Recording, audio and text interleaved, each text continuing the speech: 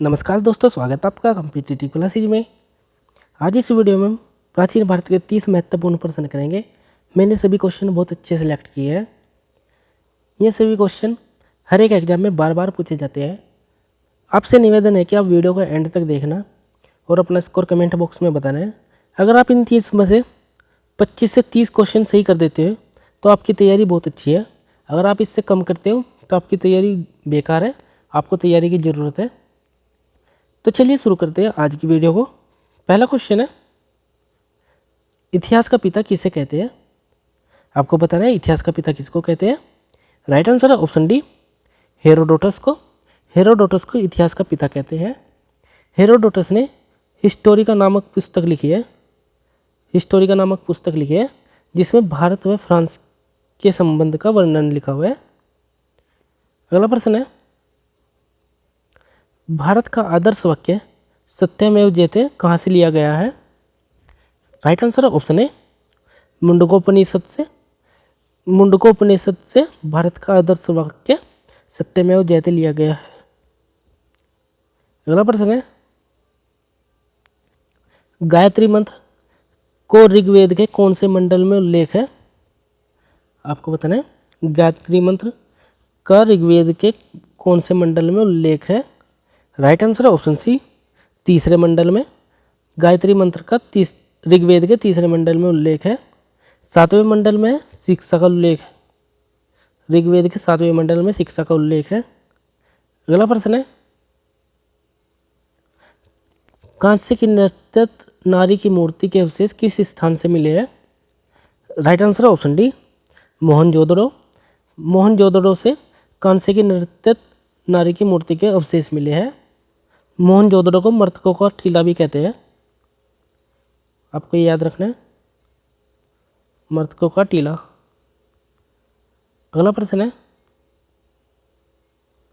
ऋग्वेद में सर्वाधिक पवित्र नदी के रूप में किस नदी का वर्णन किया गया है?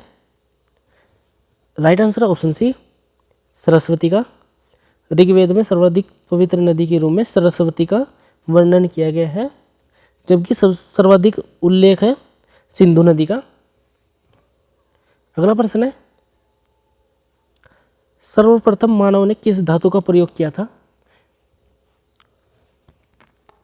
राइट आंसर ऑप्शन डी, तांबा का।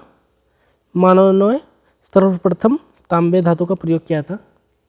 मानव का सर्वप्रथम औजार बनाया था वो था कुल्हाड़ी। अगला प्रश्न है, जैन धर्म के अंतिम तीर्थकर कौन थे? राइट आंसर है ऑप्शन ए, महावीर स्वामी। महावीर स्वामी जैन धर्म के अंतिम तीर्थकर थे।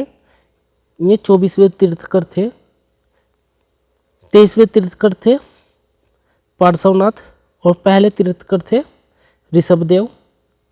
महावीर स्वामी को जैन धर्म का वास्तविक संस्थापक माना जाता है। आपको ये याद रखना है। अगला प्रश्न है, किस नदी के किनारे गौतम बुद्ध को ज्ञान की प्राप्ति हुई थी? राइट आंसर है ऑप्शन डी, निरंजना नदी के किनारे पर गौतम बुद्ध को ज्ञान की प्राप्ति हुई थी। निरंजना नदी के किनारे पीपल के वृक्ष के नीचे। पीपल के वृक्ष के नीचे, ठीक है। अगला प्रश्न है, इतिहास में किस शासक को पितहंता शासक के नाम से जानते हैं? राइट आंसर है ऑप्शन ए, अजातशत्रु को। अजातशत्रु को इतिहास में पितहंता शासक के नाम से जानते हैं क्योंकि इसने अपने पिता बिंबिसार की हत्या कर दी थी और खुद मगध की गद्दी पर बैठ गया था। और अजातशत्रु की हत्या उसके पुत्र उदयन ने कर दी थी। अगला प्रश्न है, वितस्ता का युद्ध किसके मध्य हुआ? वितस्ता का युद्ध किसके मध्य हुआ? Right answer option C, Sikandar व पोरस के मध्य। झेलम नदी के किनारे सिकंदर व पोरस के मध्य वितस्ता का युद्ध हुआ। इसमें पोरस की हार हुई। पोरस की हार हुई। अगला प्रश्न है, श्रीनगर की स्थापना किसने की थी? जो श्रीनगर है उसकी स्थापना किसने की थी? राइट आंसर है ऑप्शन डी, अशोक ने। राजतरंगिणी के लेखक कल्हण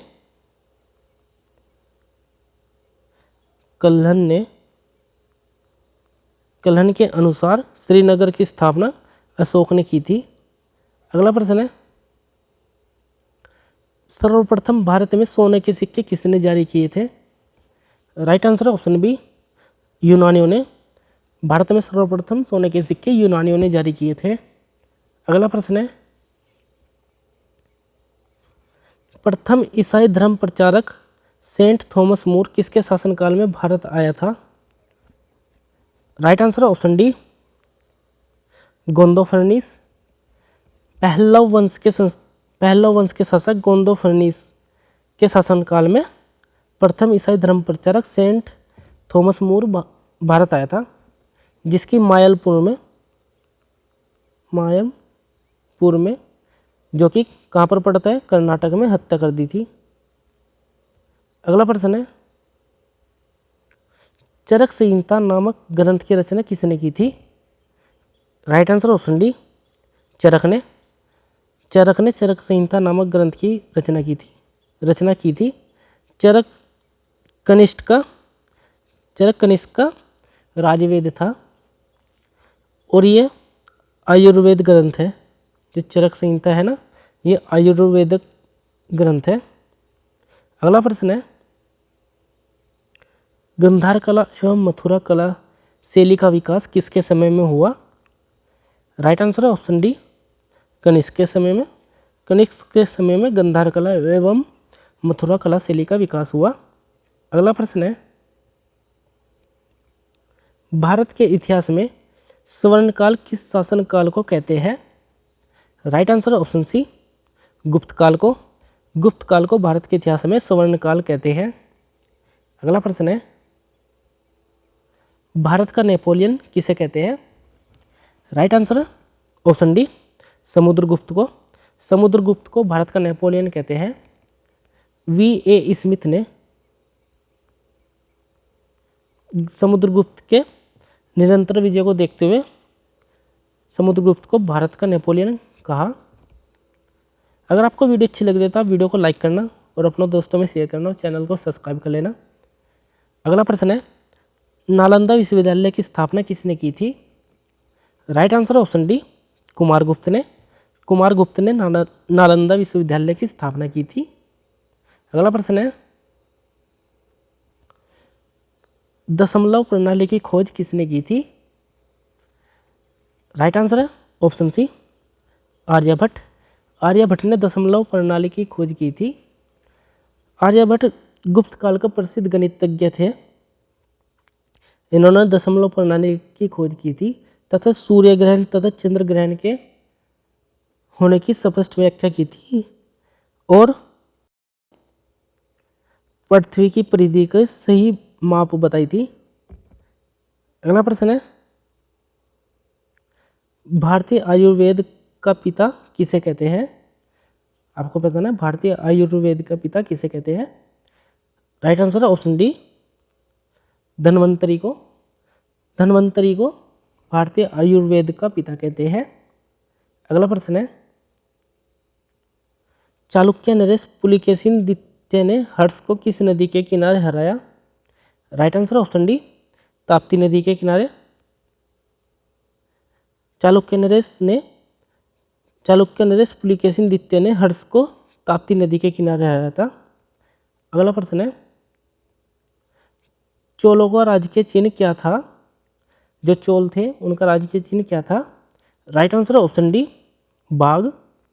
चोलों का राजकीय चिन्ह बाघ था। अगला प्रश्न है, सप्तगोड़ा मंदिर का निर्माण किसने कराया? राइट आंसर है ऑप्शन ए, नरसिंह वर्मन प्रथम ने। पल्लव वंश के शासक नरसिंह वर्मन प्रथम ने सप्तगोड़ा मंदिर का निर्माण कराया।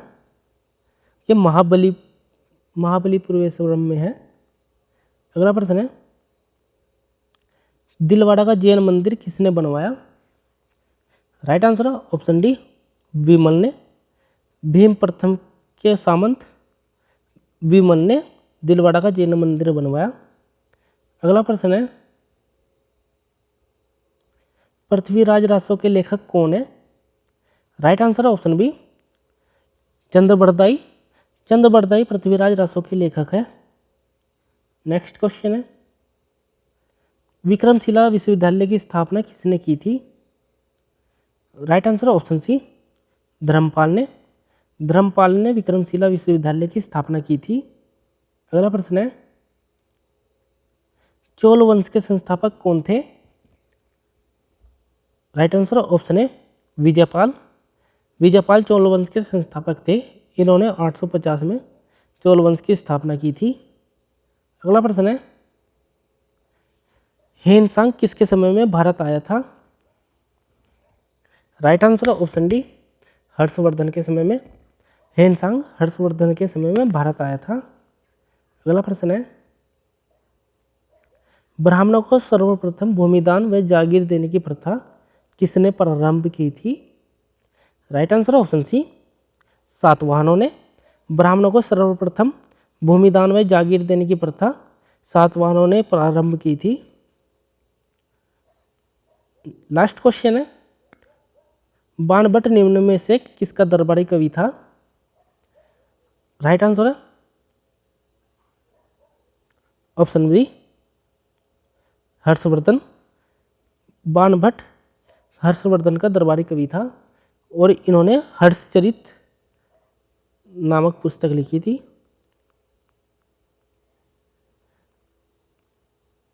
आपका क्या स्कोर रहा है आपको कमेंट बॉक्स में बताना है। अगर आपको वीडियो अच्छी लगी तो आप वीडियो को लाइक करना और अपने दोस्तों में शेयर करना और चैनल को सब्सक्राइब कर लेना। Thank you. मिलते हैं अगली वीडियो में।